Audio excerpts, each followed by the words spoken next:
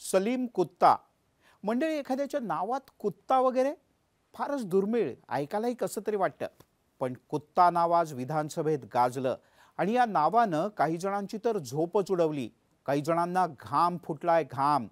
उभाठा गटाचे सुधाकर बडगुजर आणि सलीम कुत्ता यांचे नाचतानाचे काही फोटो विधानसभेत झळकले आणि एकच खळबळ उडाली. सुधाकर बडगुजर यांच्यावर तो मी नव्हेच असं म्हणण्याची वेळ आली.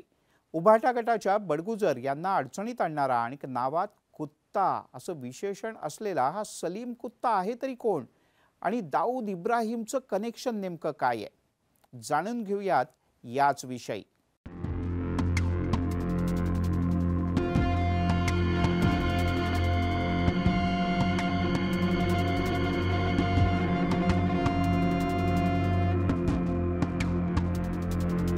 मुंबईसह देशाला हादरवणाऱ्या मुंबई बॉम्बस्फोटातला मुख्य आरोपी दाऊद इब्राहिमचा खास माणूस आहे सलीम कुत्ता.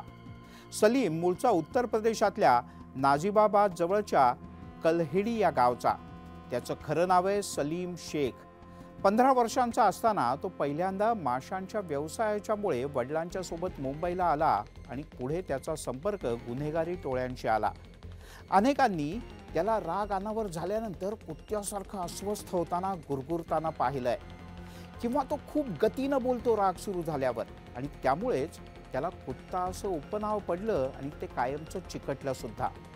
दाऊदनं 93च्या बॉम्बस्फोटाच्या तयारीसाठी घेतलेल्या खास लोकांच्या मीटिंगमध्ये सुद्धा सलीम कुत्ता होता.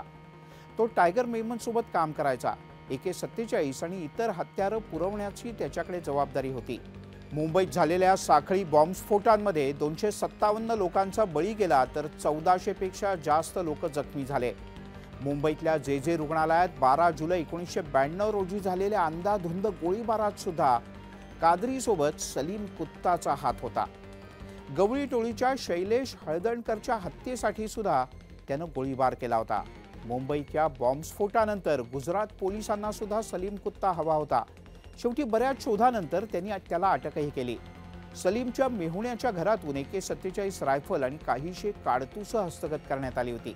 सलीम कुत्ता सध्या पॅरोलवर बाहेर आहे आणि याच दरम्यान सलीम कुत्ता आणि नाशिकच्या उभाठा गटाचे नेते सुधाकर बडगुजर यांच्या पार्टीतले काही व्हिडिओ सुद्धा समोर आले आहेत आणि याचेच फोटो थेट विधानसभेत झळकले आणि यामुळे सगळेच जण हादरून गेले.